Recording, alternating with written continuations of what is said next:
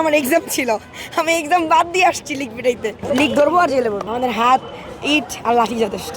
আগামী 100 বছরে ওরা কখনো আমাদের কাছে কামব্যাক করতে পারবে না আমাদের সাথে। আপনি রুমে যান। এটি থাকি মা, রুমে যান।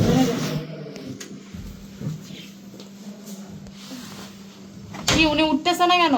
উঠছে আমি জীবনে ওনারে উঠায় নিয়ে আসেন। এলামানটা ভরেও নেই।